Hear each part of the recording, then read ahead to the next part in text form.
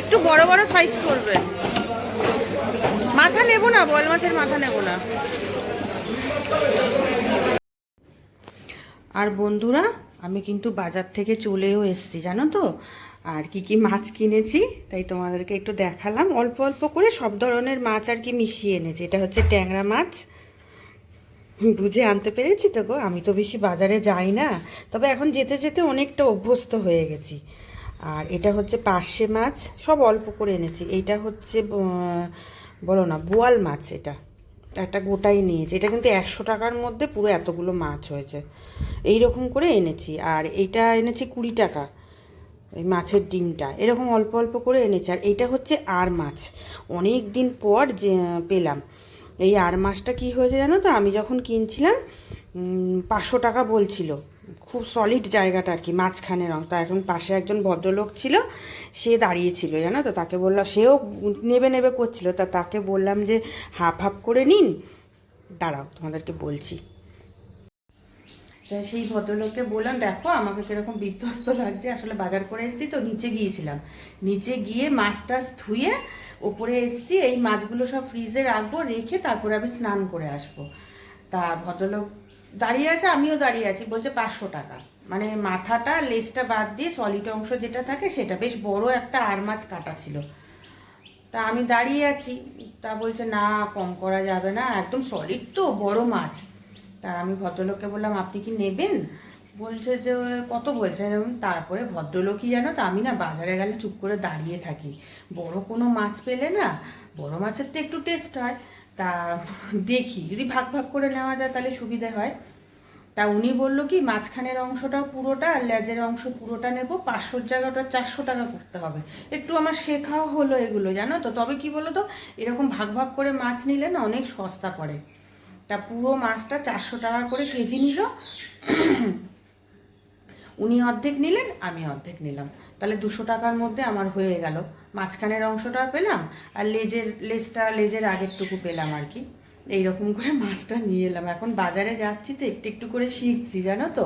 আমি তো মোটে বাজারঘাট কিচ্ছু করতে পারতাম না, এখন সব আস্তে আস্তে শিখে যাচ্ছে। আমি এই মাথা থেকে ও মাথার জন্য ঘুরি, যে না কাটাপোনা মাছ নিলেও বলি যে এরকম এই টাকার মধ্যে দেবেন, নিয়ে দেবেন। আস্তে আস্তে দেখবে ওদের না চেনা জানা হয়ে যায়। আর আজকে বোয়াল মাছটা একটু মনে হচ্ছে ছোট ছোট করে পিস কেটেছে। যাই হোক, দেখলাম যে না ঠিকঠাকই আছে। আচ্ছা, আর কি কি কিনেছি তার তো তোমাদের সাথে একটু শেয়ার করে দিচ্ছি আরেকবার। হ্যাঁ, আর এটা হচ্ছে রুই মাছ, এটাও এরকম সবাই মিলে একসাথেই নিলাম। কাতলা মাছটার মধ্যে না ডিম হয়ে গেছিলো, ওই জন্য ডিমওয়ালা মাছটা নিলে না ভালো না, পেটটা পাতলা হয়ে যায় গো, ওই জন্য ডিমওয়ালা মাছ আমি নেই না। আর এই ডিমটা আলাদাভাবে কিনেছে, এটা রুই মাছেরই ডিম, এই মাছেরই ডিম এটা। আর এটা গাদারটা নিয়েছি। আর এই চিংড়ি, অল্প একটু চিংড়ি মাছ নিয়েছি। এই হচ্ছে আমার আজকে মাছ বাজার। আজকে কিন্তু মাংস কিনিনি, মাংস আমার বাড়িতে আছে। আর রান্না যেটা করব সেটা হচ্ছে এই যে পুঁটি মাছ, অনেক দিন পর পেলাম গো। এই যে সরল পুঁটি বলে এগুলোকে। এই ছেলে তো খাবে না, এই আমার একটা আর পিএল ঘোষের একটা, ছেলের জন্য একটা কাটাপোনা মাছ দিয়ে দেবো, ব্যাস হয়ে যাবে। এইটা আজকে রান্না করব। আর এই মাছগুলো স্টোরে রেখে দেবো। ধনেপাতা পেলাম না গো, বৃষ্টি এসে গেছিলো, ওই জন্য আর খুঁজিও নি ধনেপাতা নেন। এই আজকে মাছ বাজারই করেছে, সবজি বাজার আমার আছে বাড়িতে। আর আমার কিন্তু মাছগুলো দেখো সুন্দর করে ফ্রিজে গুছিয়েও রেখে দিয়েছি। এই দেখো, আমার না সব কিছু গুছিয়ে রাখতে খুব ভালো লাগে, জানো তো, এলোমেলো একদম ভালো লাগে না। এই সব রেখে দিলাম, অনেক দিন হয়ে যাবে, আমার অসুবিধা হবে না একদম। যেটা যেটা খাবো সেটা সেটা আগের দিন বার করে রাখবো। আমি এইরকমই করি, আমার মাছ কিন্তু কিচ্ছু হয় না। অনেকে বলে স্বাদ চলে যায়, তারপরে মাছের টেস্ট থাকে না, কিন্তু কিছু হয় না। মাছ না ফ্রিজ থেকে বার করে কখনো জলে দিতে নেই। জলে দিলেই না, ওই যে বেসিনের মধ্যে দিয়ে বরফ কাটায়, ওই জলে দিলেই জানো তো মাছের টেস্ট নষ্ট হয়ে যায়।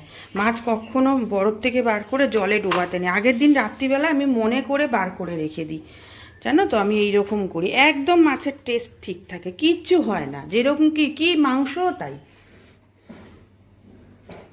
এই দেখো, এই ফলগুলো নিয়ে এসেছিলাম, এগুলো একবার খেয়েছি, পেঁপে, কলা, আপেল এগুলো কাটবো। আর এইটার মধ্যে জানো তো খেজুর আছে, 2টো করে খেজুর। ডাক্তার বলেছে প্রত্যেক দিন খেতে।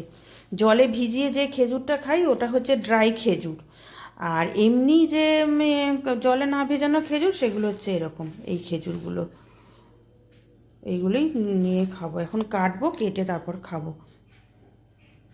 ফলটা কাটার আগে না, সবার আগেই মাছটার মধ্যে একটু নুন হলুদ মাখিয়ে রাখি। পুকুরের মাছ তো বেশি, এমনিতেই 11:30টা বেজে গেছে, এরপরে না নষ্ট হয়ে যাবে। নুন হলুদটা মাখানো থাকলে আর চিন্তার কোনো কারণ নেই। এর থেকে মোটা মোটা আরও মাছ ছিল, পেটের মধ্যে ডিম ভর্তি। এটার না, ডিম নেই, আমি ডিম ছাড়া মাছ নিয়েছি। ডিমওয়ালা মাছের না দেখবে কীরকম একটা স্বাদ থাকে না, পেটটা খুব পাতলা হয়ে যায়, ওই জন্য ডিম ছাড়া মাছ নিয়েছি। এই নুন হলুদটা মাখানো থাকলে আর অতটা টেনশন হবে না। এটা থাক এরকম করে, পরে আবার রান্না করব। মাছ কিন্তু আমার হয়ে গেছে একদম। আলুগুলো না একটু সিটি মেরেছিলাম, যার জন্য বেশিক্ষণ সময় লাগেনি, তাড়াতাড়ি হয়ে গেল একদম। এবারেই ধনেপাতাগুলো একটু দিয়ে দেবো। আগে যখন আমরা ছোট ছিলাম, আমার বাপের বাড়িতে এই মাছ খুব আনতো, খুব। বাজারে গেলেই আমার মা এই মাছ আনতো। আর আমার বাপের বাড়িতে মাছের ঝোল প্রত্যেক দিন হবে। আমার বাবা খুব মাছ খেতে ভালোবাসতো, খুব। মাছ ভাত হবেই। আর এখনকার ছেলেমেয়েরা মাছ খেতে চায় না, মাছটা হবেই। তাহলে আরেকটু ফুটলে তারপর নামিয়ে নেব। মাছ কিন্তু আমার একদম রেডি, ফুটে উঠেছে, এবার নামিয়ে নেব।